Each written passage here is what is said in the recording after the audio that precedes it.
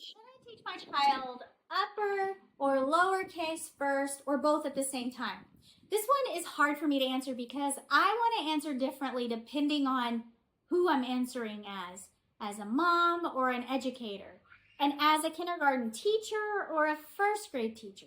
The answer might be a little different depending on who I am when I'm answering this question. So I'm going to answer. I'm Sarah, a first grade teacher that had big dreams as a kid of being a best-selling author, and now I love to use writing to help kids learn to read, and I'm here to share all of it with you in videos on the internet. I'd love to refer to a Shanahan on literacy blog to back my answer here, but I just can't find one that helps me out here specifically, and that's why I have an answer that is a little less confident than usual. So I'm relying on my own intuition and experience here, but I understand that might be enough for some of you to just stop watching now, and I wish you well as you go. But first, let me give you some of what I've noticed after 15 years in the classroom, and that might help you understand my thinking and actions when teaching letters both in class and at home with my little one. As you know, there will be writing involved because that's just what I do. So let me first show you some toys I found around my house, and I want to see if you notice anything that might tip you off as to how I might answer this question. I'm going to start with this puzzle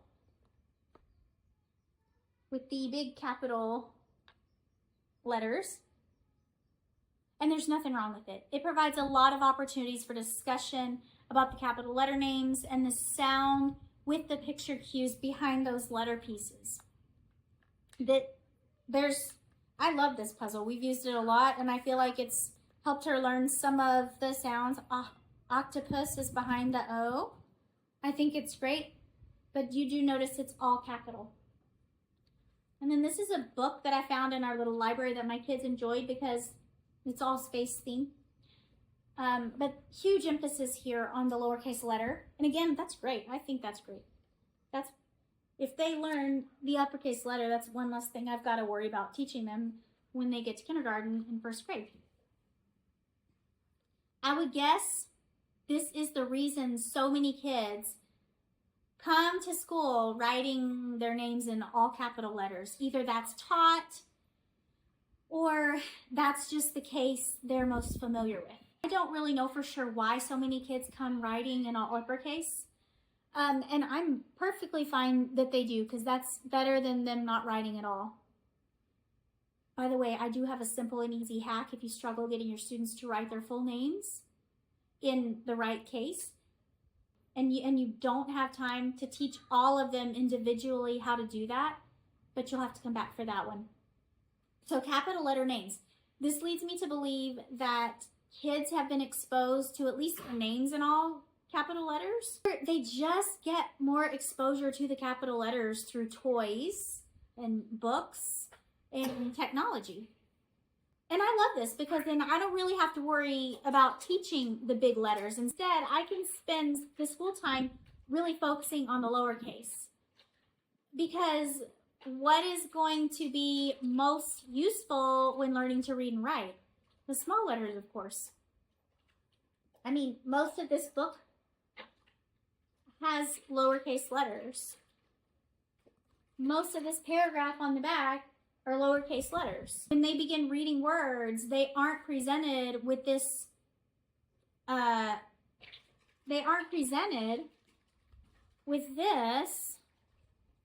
in school or books.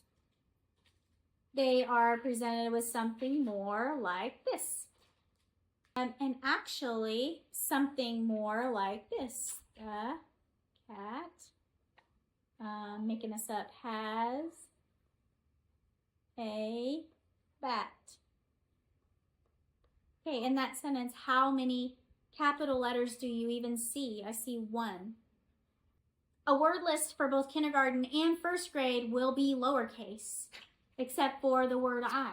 The tests will all be lowercase. They will come upon capital letters at the beginning of sentences, but overall, lowercase letters are much more useful for a beginning reader. Learning how to read lowercase letters is most helpful to them. Still teach the uppercase, but my instruction focuses on the lowercase.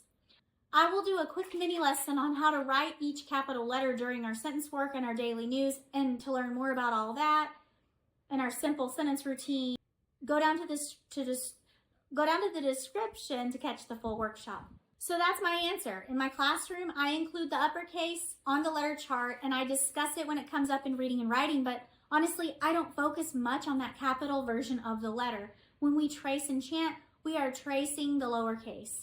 If you noticed in my previous videos though, I don't even have the uppercase letter on my child's chart, which is different than how I do it at school. I go back and add them later, but if she's like my previous students, she'll eventually pick up those with more exposure if she hasn't already learned them from her iPad and the letter puzzles at home. Now that is not something I say regularly. I don't tend to just let them pick up anything. I like to explicitly teach as many things as I can.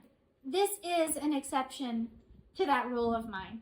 And it's not like I'm not teaching them at all. Like I mentioned before, I have a little mini lesson on how to write the capital letters during sentence work and daily news time when those letters come up at the beginning of sentences. That will normally only be one capital letter per sentence, and that has been enough instruction up until this point. I've only seen a few, probably 2 students that didn't eventually just kind of pick up capital letters this way by the end of 1st grade. And in those few cases, that was something I just made sure to add to their small group. We started going back over the uppercase letters when I realized I was holding them back in their reading and writing by not giving them more exposure to that. Now come back in a few years to see if I've changed my thinking here, because it's very possible. So as for my little darling at home, I will continue to focus on writing and reading the lowercase letters. As we go through this sentence routine, I will do that with her, just like I do with my class, and discuss how the capital letter looks as a big leader at the beginning of the line or a sentence when we create sentences together. And we'll slowly solidify all those uppercase versions of the lowercase letters she's learning through sentence work and daily news. If you want to hear more about how I weave not just writing, but also cooperative learning strategies into phonological awareness to create a strongly woven fabric of foundational skills, make sure you go back and check out the free workshop and other freebies in the description below. In that workshop, I go deeper into all the phonological awareness concepts like rhyme, onset and rhyme, syllables, and finally phonemes, so that you can get your students ready to read and spell at the same time by incorporating writing into phonological awareness activities.